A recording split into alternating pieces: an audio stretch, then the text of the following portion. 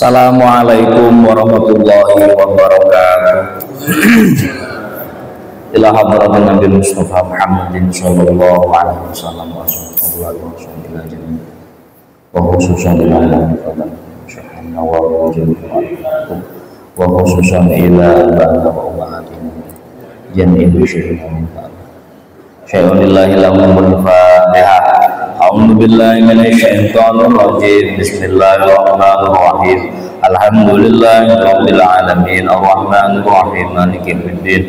Iyyaka na'budu wa iyyaka nasta'in ihdinas siratal mustaqim siratal ladzina an'amta 'alaihim ghairil maghdubi alaihim waladdallin. Amin. Bismillahirrahmanirrahim. Al-babu an-nasihatu. Babun nasihatu. Bab ini kali ini tentang sehat. Qala Allah Ta'ala innamal mu'minuna ikhwah wa ansahalakum wa ana lakum nasihun. Amin. Dalam beberapa ayat yang berbeda dalam Al-Quran, Allah Ta'ala banyak sekali menyebutkan dan mengingatkan kepada kita selaku orang mukmin. Yang pertama, innamal mu'minuna ikhwatun, bahwasanya setiap orang mukmin itu diikat dengan persaudaraan antara satu mukmin dengan mukmin yang lainnya, saudara seiman, bukan saudara sekandung. Terlebih kalau memang ada ikatan darah atau batin, maka itu saudara seiman, saudara sekandung, saudara satu lingkungan, saudara sebangsa dan setanah air. Jadi ukhuwah ini yang dinamakan, yang pertama yaitu dinamakan sebagai ukhuwah ad-diniyah, hubungan atau ikatan satu agama.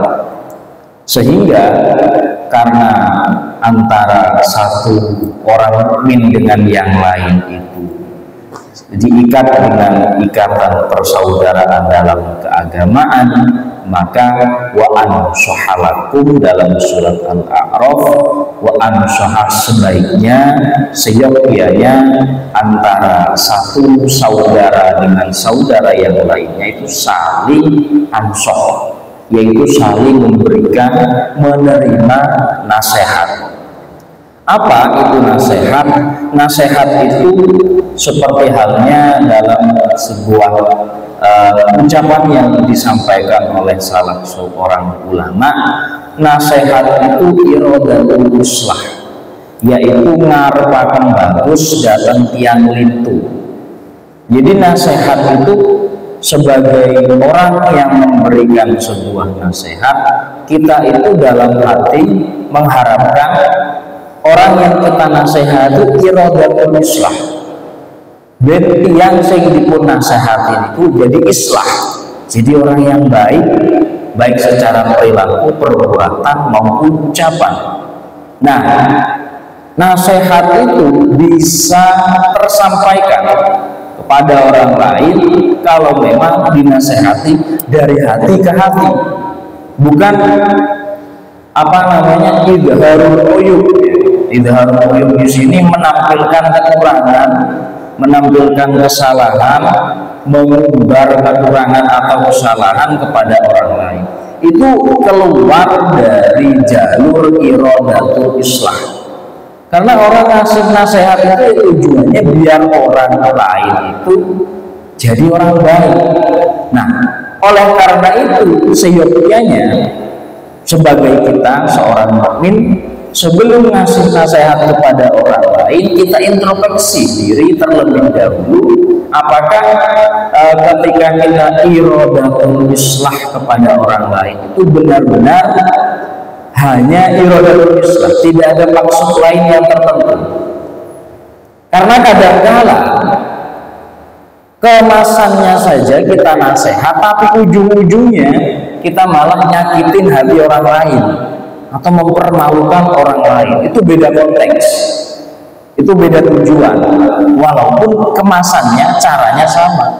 Contoh, yang seseorang mungkin berperilaku kurang baik, berperilaku tidak pantas atau tidak etis, lalu kita ingatkan yang bersangkutan di depan halayak umum. Misalkan saya di sini pegang mic, lalu saya menyebutkan satu nama, lalu saya sebut dia dengan kesalahannya, yang bersangkutan hadir atau tidak, itu walaupun konsepnya atau caranya adalah iradah, tujuannya iradah islah, tapi caranya itu kurang islah.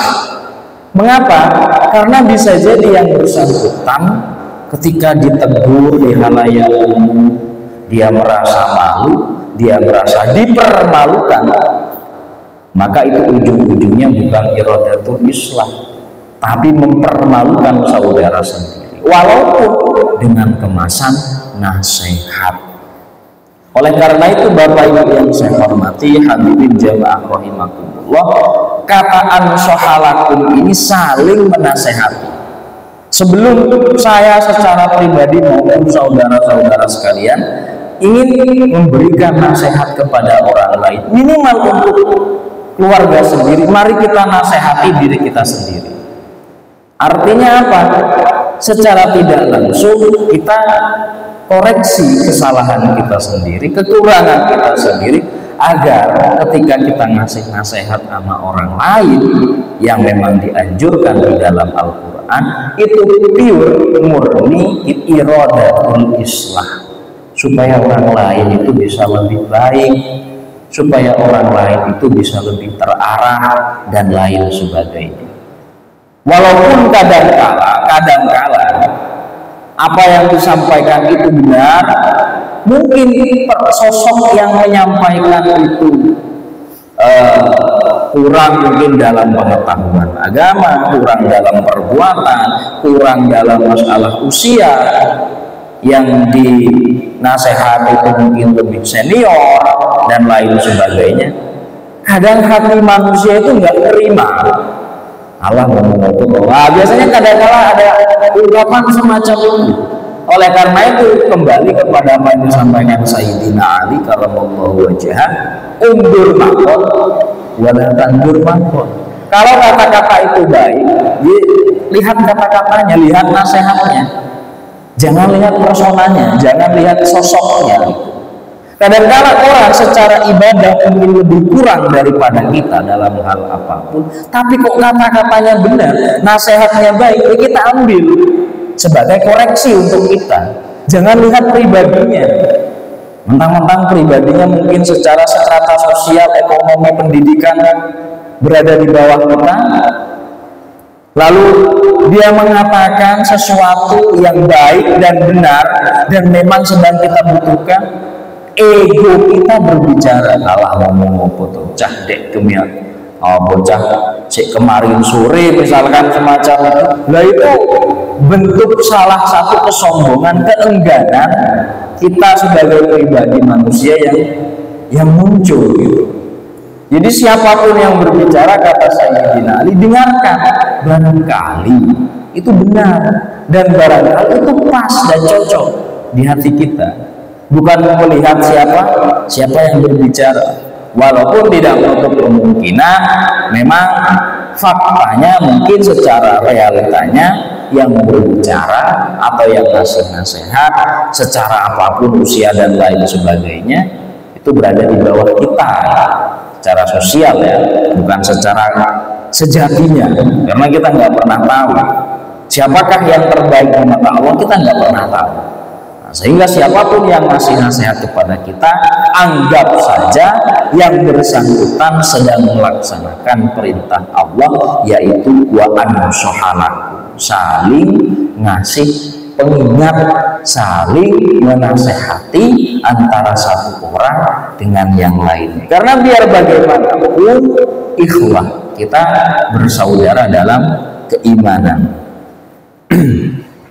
Wa amal ahadis fal awal, hadis yang pertama dalam bab nasihat itu an Abi Ruqayyah Tamim bin Aus ad-Dari radhiyallahu anhu, diriwayatkan dari Abi Ruqayyah, ad-dinu nasihat, agama itu nasihat, Agama itu sesuatu keyakinan yang mengharapkan pemeluknya itu untuk menjadi atau mengantarkan mereka menjadi pribadi yang lebih baik.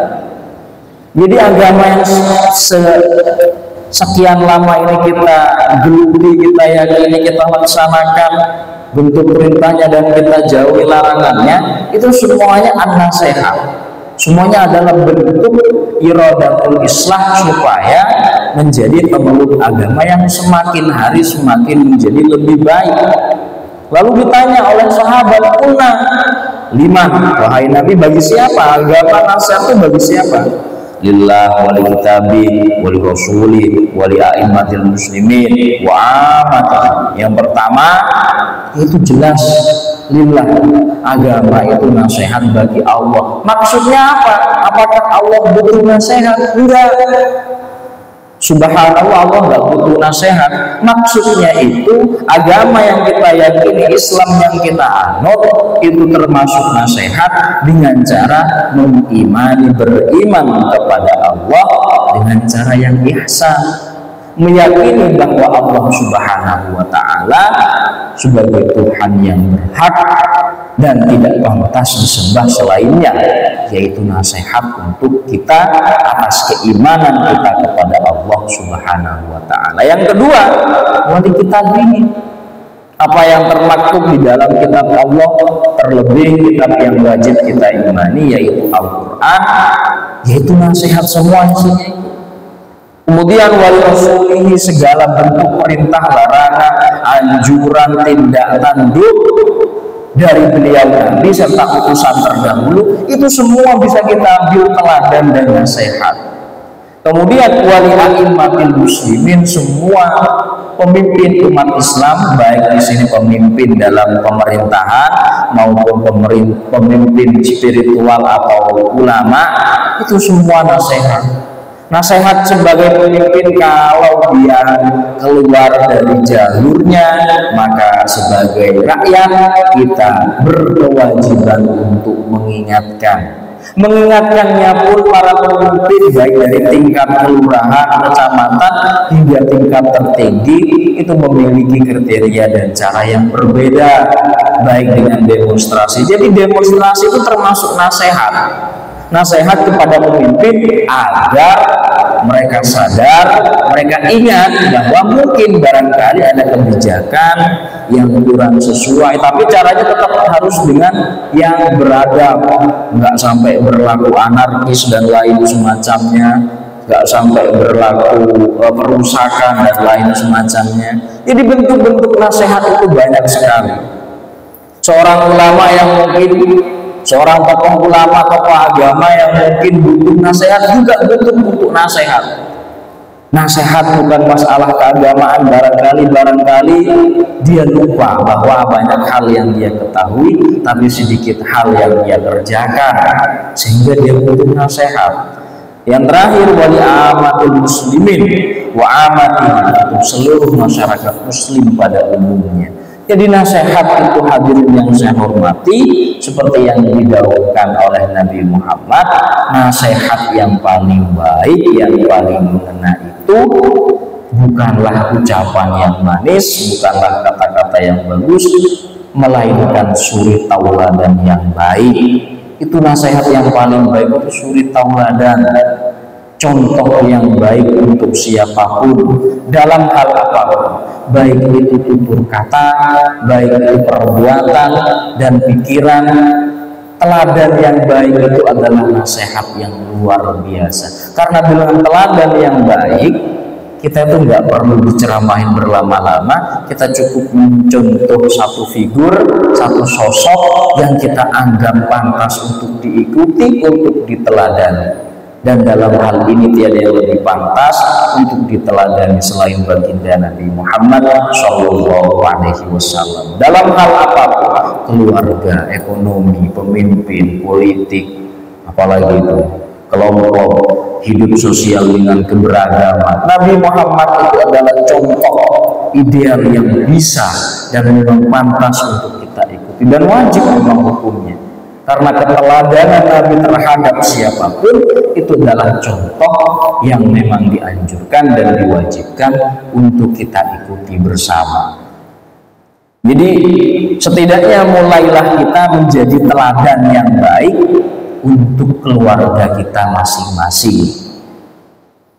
Jadi teladan yang baik ini bisa kita mulai untuk keluarga, untuk anak turun kita mulai memberikan contoh yang baik dalam hal apapun. Sesederhana mungkin bisa seperti membuang sampah pada tempatnya, kemudian menjaga kebersihan. Jadi nanti kalau sudah menjadi teladan, memberikan contoh yang baik, itu bisa menjadi sebuah nasihat yang seketika itu tanpa harus dikatakan, tanpa harus didoktrin, tapi mereka bisa mencontoh dari apa yang kita lakukan. Asani an Jarir bin Abdullah radhiyallahu anhu, hadis yang kedua dari sahabat Jarir bin Abdullah radhiyallahu anhu qala bayatu Rasulullah sallallahu alaihi wasallam, suatu ketika kami baiat, kami janji kepada Nabi. Yang pertama ala janji ala iqamah sholat, menunaikan, mendirikan sholat, wa ita'iz zakat, dan membayar zakat, wa nushai likulli muslim, menasehati setiap muslim. Jadi menasehati setiap muslim itu bukan kok jadi penceramah, jadi dai, kiai dan lain sebagainya, enggak. Menasehati setiap muslim itu perilakunya dulu dia perbaiki, ucapan, tata kelola dirinya itu dikontrol, diperbaiki terlebih dahulu agar supaya ia bisa menjadi teladan yang baik bagi orang lain. Nah, baru kalau dia sudah bisa mengontrol dirinya ketika dihadapkan dengan orang lain, maka dia bisa menjadi sebuah teladan, contoh yang baik pula untuk orang lain, sehingga antara dirinya dan orang lain itu bisa saling menegur dan menasehati. Kadang-kala kita malu karena kita kurang dalam hal apapun untuk ngasih nasihat sama orang lain. Kenapa? Ya karena kita merasa kita belum pantas, karena kita merasa kita malu, karena kita merasa kita bukan siapa-siapa. Padahal kewajiban ngasih nasihat sama orang lain itu adalah anjuran kepada setiap orang muslim. Jadi anjuran, baik dalam hal pekerjaan, baik dalam hal mengelola rumah tangga dan lain sebagainya. Karena tidak semua orang memiliki pandangan hidup yang sama. Oh, barangkali dari bapak ini saya belajar sesuatu, itu nasihat. Oh, barangkali dari ibu ini saya belajar tentang gimana caranya merawat keluarga dan lain sebagainya, gimana caranya taat terhadap suami dan berbakti kepada keluarga. Itu juga nasihat dalam arti iradatul islah. Jadi nasihat itu bukan perilaku yang sifatnya pasif, tapi juga aktif. Baik yang ngasih nasihat, yang diberi nasihat, dua-duanya itu iradatul islah, mengharapkan, mengupayakan supaya keduanya itu sama-sama berada di jalur yang baik. Jadi barangkali kadang-kadang adanya sebuah nasihat itu berbarengan dengan hidayah, sehingga yang ngasih nasihat itu mungkin dia lupa jika dia dapat hidayah, yang dinasehati pun pula demikian. Saat mendapatkan nasihat, saat diberi nasihat berbarengan dengan hidayah, karena yang ngasih nasihat itu tulus, karena ngasih nasihat itu benar-benar murni untuk Allah agar orang yang dinasehati itu baik, maka diterimalah nasihat tersebut. Jadi jangan harap nasihat itu bisa tersampaikan, apalagi dilakukan, kalau yang ngasih nasihat itu tujuan awalnya itu bukan iradatul islah, tapi untuk bisa dengan tujuan mencari popularitas atau mencari mempermalukan orang lain, atau bahkan menghina orang lain. Tapi dengan kemasan nasihat, jelas itu sudah keluar dari jalur nasihat. Bukankah amar ma'ruf nahi munkar itu harus dilakukan dengan cara yang ma'ruf? Jadi kalau kita ingin orang lain tidak melakukan keburukan, sampaikan keinginan kita dengan cara yang baik. Jadi kalau semisal ada bilang orang yang mencuri tapi disedekahkan itu bagaimana? Ia yang mencuri tetap dosa, sedekahnya tetap dapat pahala. Nggak bisa, wala talbisul haqqo bil batil. Jadi dia tetap dosa karena mencuri, dia tetap dapat pahala karena dia sedekah. Jadi nggak bisa dipadukan itu. Mencurinya tetap salah, caranya dia kasih sedekah dari hasil mencuri itu nggak baik, karena amar ma'ruf itu dan nahi munkar itu atau nasihat itu dilakukan dengan cara yang ma'ruf, dengan cara-cara yang baik gitu. Sekali lagi, jadi kalau kita menginginkan supaya orang lain itu islah baik, maka mari kita mulai dari kita sendiri. Perbaiki diri kita, upayakan keimanan kita selalu bertambah kepada Allah Subhanahu wa Ta'ala dengan cara apapun. Perdekat diri kepada Allah Subhanahu wa Ta'ala dengan berbagai macam metode dan cara, baru tanpa ucapan, tanpa kata-kata, setelah menjadi teladan yang baik, nanti orang lain akan mengikuti kita dalam hal apapun. Mungkin bisa ditiru hanya sekian persen, mungkin hanya bisa ditiru sekian persen. Tapi setidaknya sebagai seorang muslim mukmin yang menjadi saudara dalam keagamaan, dalam agama, dalam keyakinan, nasihat itu termasuk sesuatu yang dianjurkan di dalam agama. Karena kadang-kala kita lupa.